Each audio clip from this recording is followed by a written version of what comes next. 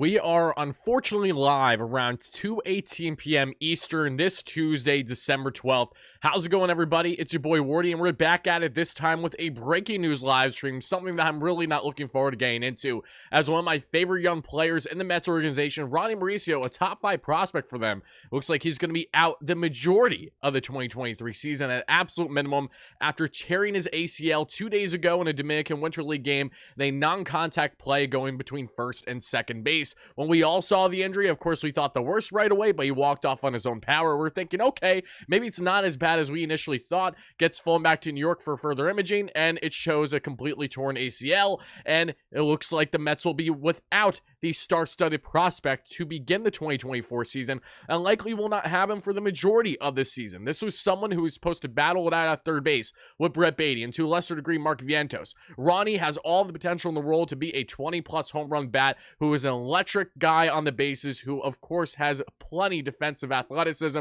albeit, yes, he's known for his errors that we've seen as he's still trying to get transition from multiple positions as a guy who started his career as a shortstop at not only the major league level, but more so his professional level. Now the Mets will be out without Ronny Mauricio, so I want to grieve and share my initial thoughts, reactions, comments, and concerns with all you first chiming in. Thank you guys all so much for being here. It's greatly appreciated. Make sure to smash that like and subscribe button for your boy. No, his career is not over. I do not wish that, or don't even want to fathom that idea. This hat that I'm wearing is signed by Ronny on the inside when I had the pleasure of meeting him at this past year's spring training.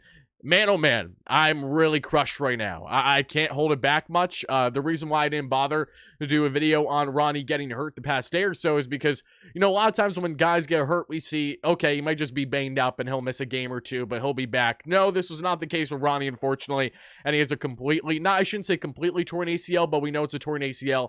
According to Andy Martino of SNY, he will require surgery, and we know the story from there. You know, we're all big Ronny Mauricio guys. We all were really enticed by his shortened campaign in 2023, really stepping up in a limited sample size. Look at Ronny's numbers: 180 play appearances, 26 games, 2 home runs, 11 runs scored, 9 RBIs, 7 stolen bases, a 248 average, just under 300 OBP, a 347 slug, you know, 80 WRC plus. Again, in 26 games, Ronny showed a lot of flashes of brilliance. Yes, his defense still needs plenty of work on, especially if he's going to mainly be a third baseman or a second baseman in his career. However, the bat-to-ball skills we know is certainly there. And unfortunately, for the sake of Ronny Mauricio, this feels like in part a situation that may have been avoided if the guy didn't play nonstop baseball for over a calendar year straight. This is the same Ronny Mauricio that went from the 2022 season playing the minor leagues to going right into Dominican Winter League, playing every game it felt like in spring training, then before you know it, hustling his butt off, being one of the best players in AAA, getting the call-up later in the season to be with the Mets, and now playing in Dominican Winter League again. The kid never really had a true break, and unfortunately, I feel like that this was in part the demise leading to this injury. Now, of course, this is all speculation on my part, but when you see guys, even young players, if you're playing that amount of games that consistently over a year plus span, you don't love the idea, the prospect of these guys being more, you know, injury capable, and that certainly feels like it was the case here with Ronny sustaining a non-contact torn ACL. I mean, that's brutal. These are the type of injuries you hate to see, because it's one thing if he, say, collides with a guy and it tears that way, it would suck, but at least it's a bit more justified. It's another thing when he's full on by himself, just going between first and second, and bam, there goes my ACL, that's it, it's cooked, and there goes likely my 2024 season. So as Mets fans, I not only understand the frustration, but I understand the semi-heartbreak here, knowing that this is a player that a lot of us, including myself, had very high expectations of heading into the 2024 season, as did the Mets. David Stearns was excited to see what he has in Ronny Mauricio as new president of baseball operations, and now the Mets are going to have to pivot. They're going to have to figure out a backup plan, whether this means going for, say, a short-term option to help compete at the third base position, whether this means getting, you know, a more bona fide utility guy that's an infielder that has maybe more upside than a Joey Wendell. I'm really curious to see how the Mets are going to be going about this, but what I will tell you right now, no, this is not something that anyone was mentally preparing for, but it's in front of us and it's in front of our face. And I know it's not going to take long for fans to be like, here we go again. Another injury where a player's not playing with the Mets, but he's under contract with the Mets. I'll just say this, and then this is the farthest I'll go. The WBC, I have all the respect in the world to every player that wishes to partake in that. Representing your country is not something that most players have the privilege of doing, so I understand that, regardless of us being as frustrated as we were with the Edwin Diaz injury. Now, with Ronny's injury here, Well, he, of course, is not at fault. It's just a fluke thing that happened. I don't know how much I can blame him. This is an argument to be had. I don't want to see the guy play in Dominican Winter League ever again. This is, at least not for a long period of time, unless he can prove that he can be sustainable and stay healthy, because these are the type of injuries that you have to wonder, could they have been avoided if Ronny, instead of taking off this time, having a normal off-season routine, really getting ramped up for 2024 spring training, because the guys report sooner than later. We know how early the year begins for these players. Would this have still been the case if he was not playing the Dominican Winter League? There's a fair argument to say that no, this would not have been the case. And that's why I'm very conflicted on that front. But my biggest takeaway right now, initial reaction, mind you, I probably look like shit more than usual because I woke up very late today. And I was saying to myself, you know what, maybe I can actually sleep in because I haven't gone as much sleep lately over the past 2 weeks, really since offseason has been unrolling, heading into winter meetings. And then I'm like, you know what, maybe I can. And then in the back of my mind, I'm like, with my luck, we're going to find out the Mets signed someone as soon as I roll out of bed. I look at my phone, 10 minutes prior, Andy Martino announces Ronny Mauricio's out with a torn ACL. So, however your thoughts are, whatever they are, make sure to drop them in the live show. People on replay, let me know your biggest takeaways and reactions to the breaking news. No pun intended. Ronny Mauricio's ACL is torn rather, and he will be receiving surgery sometime in the near future, I'd imagine. We got Joey Wendell, though, save season. Who says no, right, Brian? Oh, my God. See, this is what I mean. This is what I hate to see. I hate to see this stuff. I mean, don't get me wrong.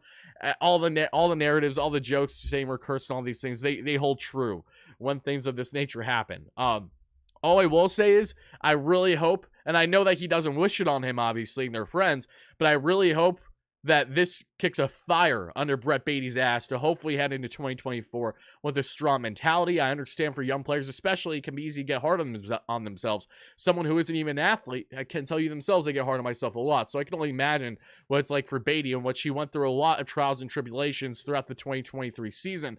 But not having to deal with the pressure of Ronny Mauricio on his back right now is something that I hope Baty uses to his advantage, and hopefully can come away and win that third base spot if he's going to, in fact, battle it between himself and Mark Vientos, because Vientos, in my opinion, so profiles best as a DH. However, we'll give him credit. He has been training this offseason with Mark Vientos. Mark Vientos has been training this offseason with Francisco Lindor defensively, and that's never a bad thing when you're training with one of the best defensive infielders in all the game of baseball.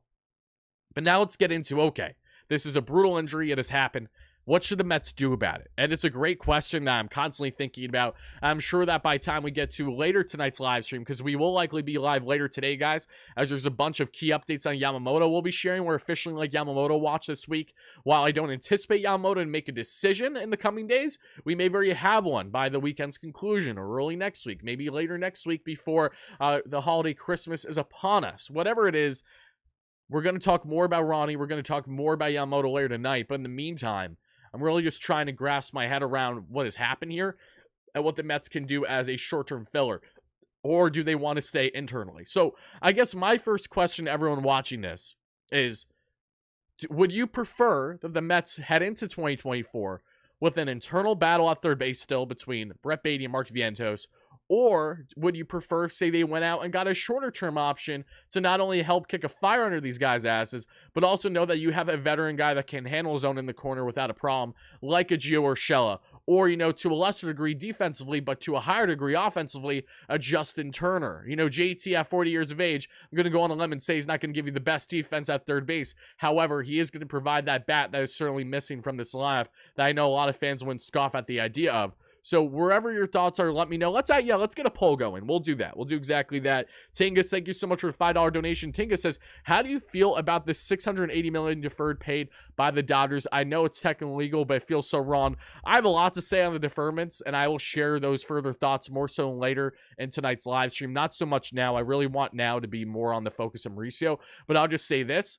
There's a splash of brilliance by Ohtani as to why he did it for the league. I understand the controversy. You either love it or hate it. You have to wonder if things would be so smoothly with the MLB if Steve Cohen went and structured a contract like this nature. It really is something that I question and think about a lot since we found out.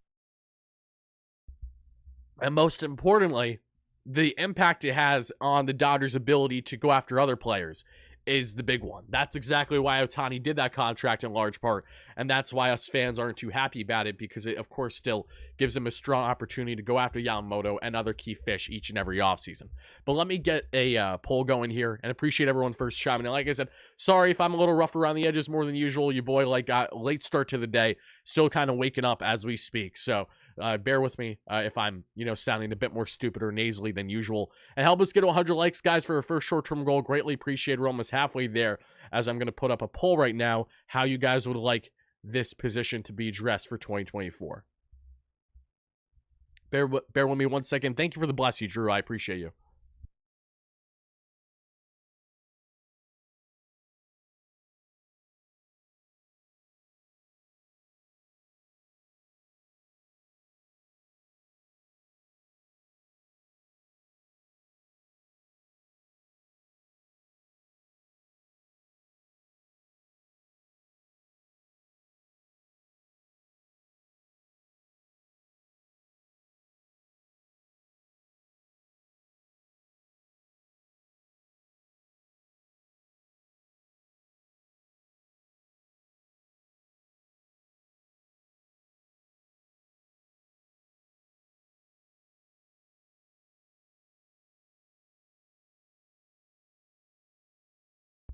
Okay, there, we got the poll going now. Let me know how you guys feel about that. I saw this video earlier. Health up. See you in 2025. I know, it's brutal. Yeah, I saw. We all saw the video too. And in the back of my mind, I'm like, you know what? Don't need it. Shouldn't talk about it yet, because I don't want to come out with a video and speculate the worst. Then we find out the next day, oh, the imaging shows that he's just going to be day to day, or he may miss a week or two, or he needs to rest up. Like, I didn't want to put too much fear into Mets' minds and eyes, but now after finding out this news, now we know. It was the worst. It was the worst imaginable thing. And of course, a surprise to absolutely nobody, the worst imaginable injury that happens to a young, talented player has to happen in the New York Metropolitans organization. Well, this team is cursed. We just can't get a break. Can we head into one? Pardon my French. Bear with me. Can we head into one fucking season where the players that we've already acquired are all good to go or close to? I know it's a tall task, because injuries inevitably happen every year to every single club. But damn, man, another year, too, where you lose out on a top guy that you were excited to really see what he can provide throughout a normal course of a 162 season, after showing flashes of brilliance in his 26-game campaign in 2023. And now, just like that, bam, you're likely not going to see him for most of 2024. Now, is there a possibility Ronny returns before the season ends? Yes, there certainly is. It factors into the type of surgery he exactly has, his ramp-up, and of course, not only from his ramp up, but then his rehab from there and the amount of games he would have to play. It wouldn't shock me if Ronny returns the Mets by the end of the season, but it's a tall task right now. And they're not going to be banking on that whatsoever. The Mets now have a mindset of, okay, Ronny Mauricio is a non-factor in 2024, and we have to address this as such. So I understand kind of the mindset in all different avenues. You can understand third base, battling things out with Beatty and Vientos. And I have a feeling that's the route the Mets may still go down, which I don't think is a bad one. I like the fact that the Mets still have two options of guys that we've seen a decent amount of already, but still guys in Beatty that I feel there's still a lot of untapped potential there. I'm not writing off Beatty just yet. I think for this season, this could be more of a make or break year for Beatty, potentially in the Mets organization, on how they evaluate him long term, or if he's just a short term option. And Mark Vientos, same thing applies. Can Mark Vientos provide defense, which is something unlike he's provided much so far in his professional career at the hot corner? Or is he someone that's going to continue to profile best as DH, which is why he'd be more so in a limited role versus being more so that everyday player? These are great questions that we're constantly asking ourselves. What is the best route? What is the best intrigue for this Mets team now after losing a top 5 prospect? And mind you, I think the biggest heartbreak with Ronny is that, again, in this small sample size, he showed so much life. His ability to run on the bags, to be a threat every single time out there. The fact that the guy's 6'4" to 6'6", filled out his body, has ridiculous power. Yes, needs discipline in his strike zone, but that goes for a lot of young Mets prospects in saying that, right? There isn't one young Mets talented player that has the strike zone completely on lock at the MLB level. Alvarez certainly doesn't. Beatty certainly doesn't. Vientos certainly doesn't. Ronny doesn't either. But Ronny's contact ability, the ability to spread the ball opposite field and for power, to go gap to gap as a hitter, and also to display electric defense when he is right and comfortable in the position. There are so many qualities of Ronny Mauricio's game that we have fallen in love with over the past calendar year So again, to see him now out of the lineup for likely all of 2024 is nothing short of a huge disappointment. And I feel for Ronny. I feel for his family. That's the first thing I'll say too. These are injuries that can certainly take a mental toll on a young player that had a lot of high expectations heading into his season with a big market club, no less. So I hope for Ronny, he doesn't only rest up post-surgery when that happens, but mentally, I really hope Ronny can stay sharp, stay in the right place, because that's not an easy thing to do for these young athletes that we see more and more year after year, especially when they have the excitement and the build-up the way that Ronny had heading into this 2024 season. So for Ronny's case, I really, really hope that he can try to stay mentally sharp and just be motivated to get back out there as soon as humanly possible without pushing things too much, because ACL injuries are things that you have to take your dear sweet time with. You really cannot rush them, and the last thing we need is for him to say rush things and then hurt himself again. So Ronny, I'm wishing you the absolute best in your recovery from said injury. We're all heartbroken to see this happen, but we're rooting for you, we're cheering for you. But man, does this suck. It really does suck. Yeah, it's brutal. It really is. SR, thank you for the donation, says, we blew our save when Alonso flipped his car and came out without an injury. This isn't a Diaz caliber injury and can be saved. We blew our... I don't know how... That's not something... That's...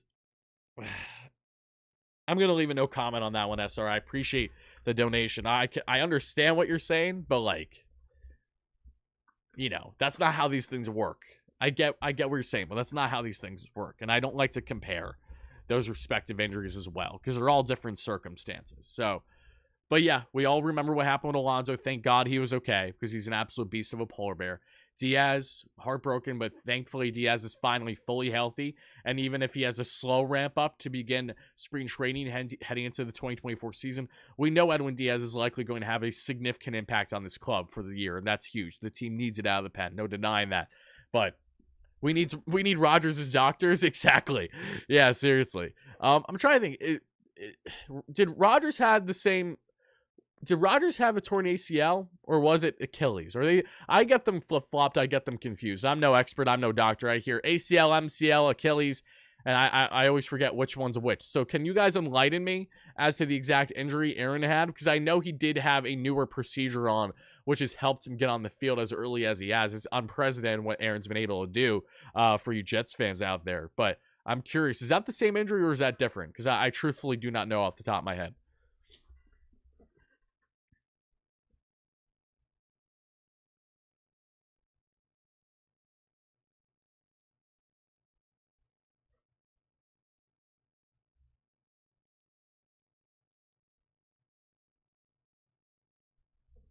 Achilles? Okay, thank you. Yeah, that's what I thought. So it's not the same. It's not the same.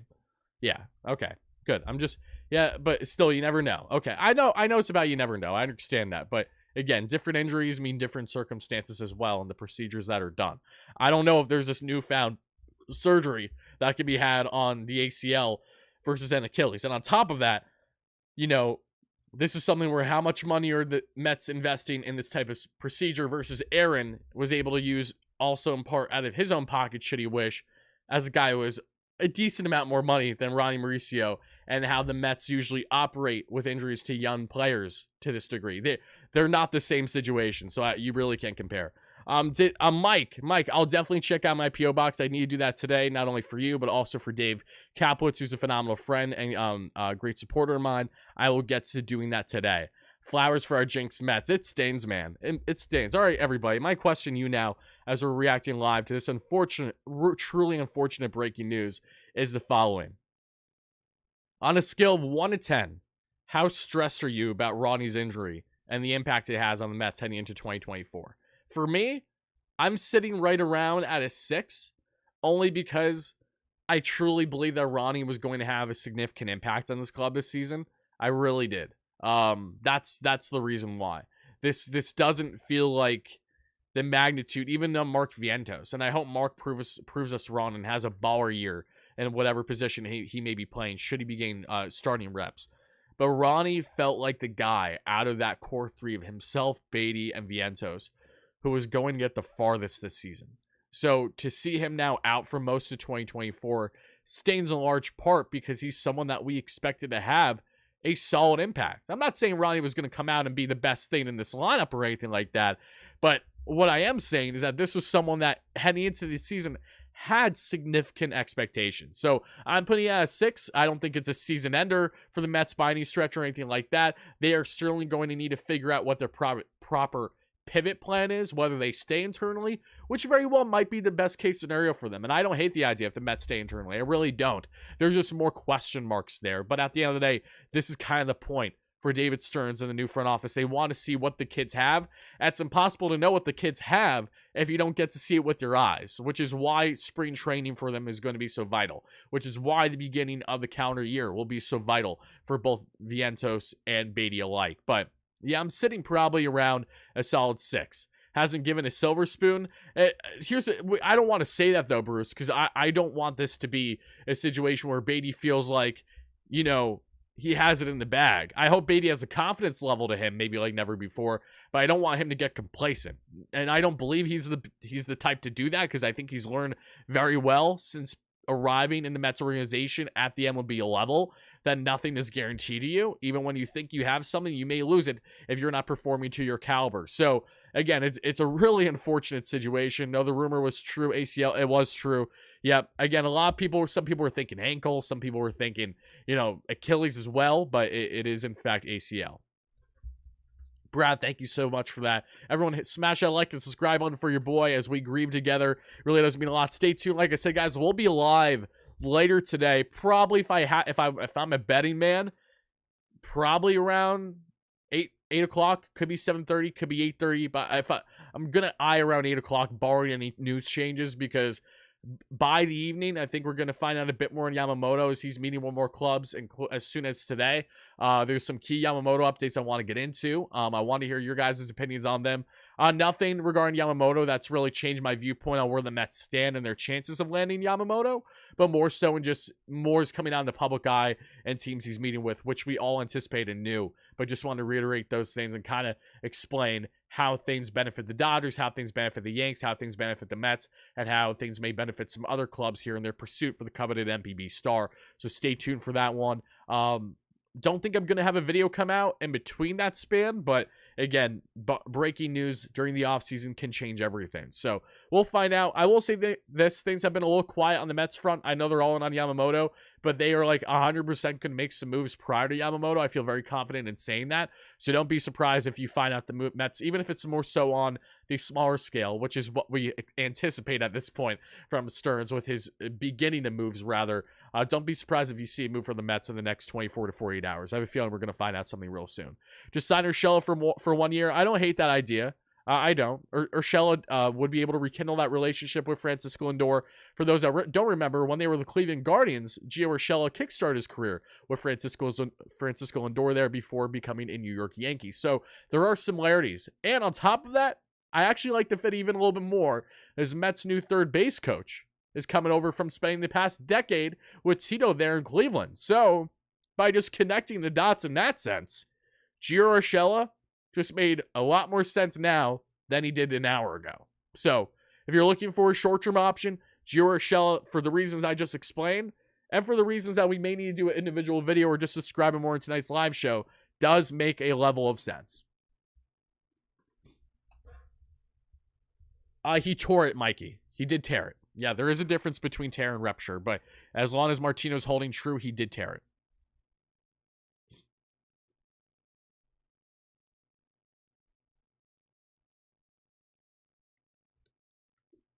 It's just more of the same diarrhea in regards to what Martino's reported about Yamamoto. It's just saying that, they're still very optimistic with how things went with the Yankees meeting. The same thing was said with the Mets.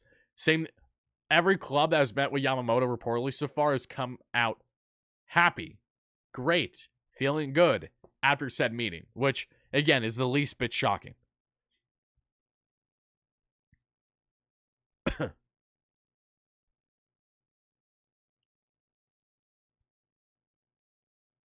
John says you're welcome. That's funny.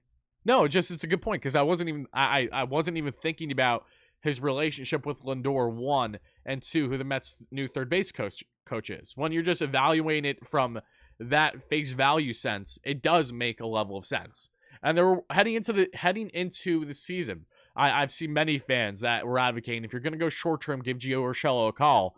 And he's someone that we may certainly do that now. Again, I'm not saying it's a guarantee or anything like that, but it does make a level of sense. If you're going to sign Chapman, then trade Beatty. No, I don't want Matt Chapman, guys. I don't want that. Miss me with that contract. It's going to age terribly. I'm telling you right now. For what Chapman wants, no thank you. The fact that the Toronto Blue Jays have a gaping hole at third base and still aren't ready to fully commit to Chapman is telling. Chapman's an elite defender. Would have loved him 3 years ago when I first started YouTube.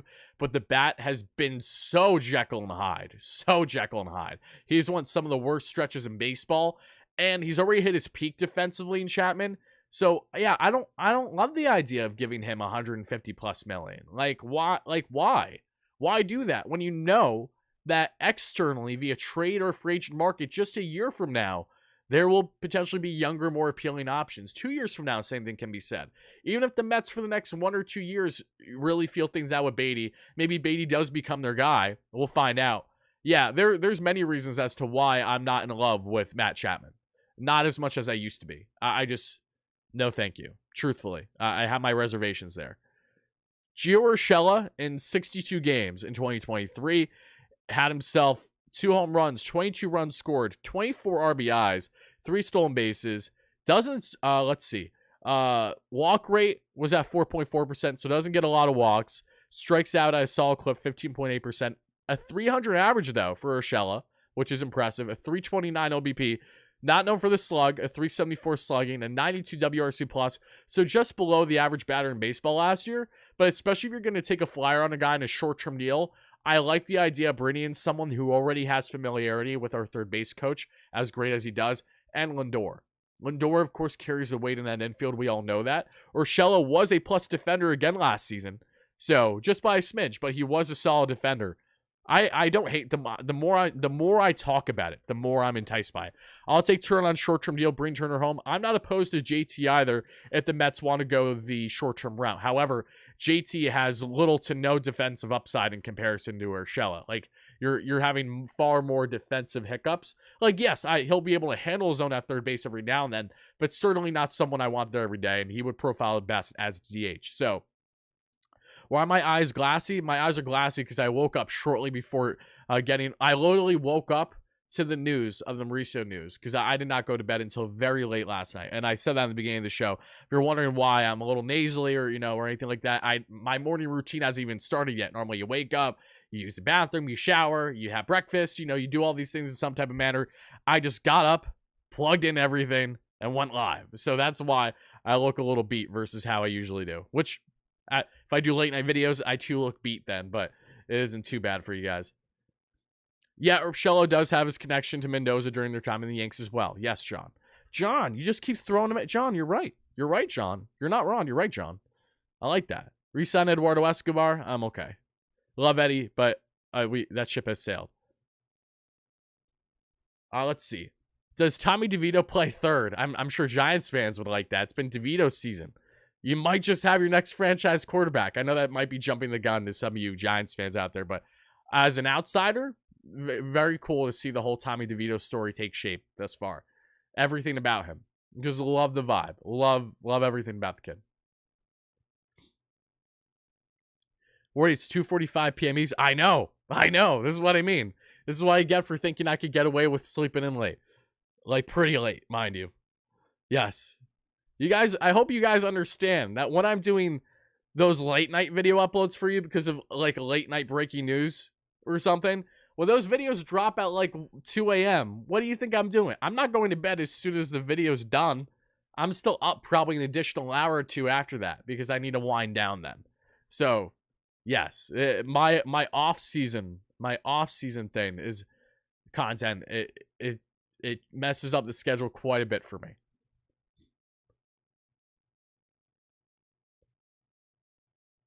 Think we could see Jet Williams a bit sooner than people think? It's possible, even though Jet is a guy that will be at second base. So, and you don't want McNeil at third. Without deep diving things further, I don't think there's much more that needs to be said about Jet yet. I think he certainly will impact the Mets to a degree this year, but it'll be because of his play and him proving people wrong. I don't expect him to crack the team out of spring training, even though I love Jet Williams. I'm not going to brag or anything, but I did interview Jet Williams, by the way, at spring training last year, and he went on to have a tremendous season. So, and he's like the same height as me too. For those that don't know, Jet is a short schmuck like me. So, at best case scenario, the Mets have their future Jose Altuve right there. Or should I just say Jet Williams? Because I don't want to label him as something other than him. I want Jet to be himself, and I really hope that he pans out and has a strong MLB career with the Mets.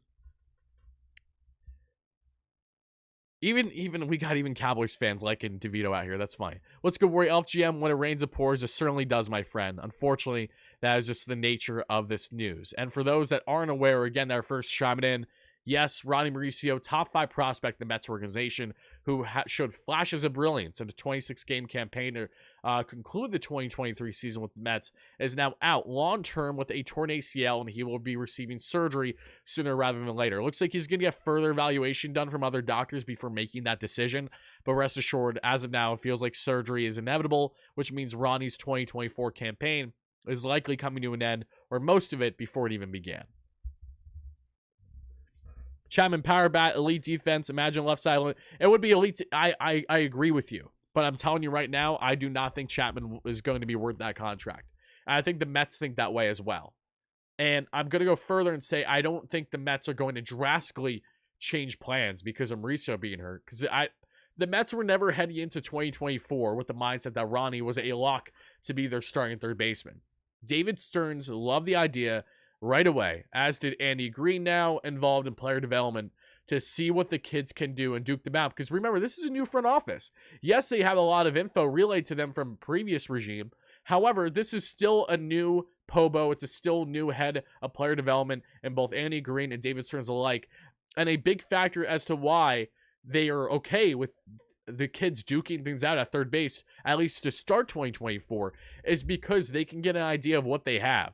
Because they can look at the numbers all they want, but they want to see with their eyes how these guys project and how they're looking at the MLB level, and maybe what things they could fix or tweak on that weren't maybe adjusted or tweaked on last year with previous regime. So that's why I completely understand the scenario, one, where the Mets stay internal, they don't do anything, and two, I completely understand the other counter, where you add an Urshela or you add a Justin Turner. It helps the young guys, and in doing so, it also keeps the lineup at a more not only mature level, but a more responsible level. But I'll just say this. If we're talking about run prevention, which I know David Stearns has a very heavy emphasis with, if we're speaking in those terms, and if we're picking between the two, I don't foresee a world why Justin Turner would be prioritized over Gio Urshela. If say they're evaluating both options specifically for third base.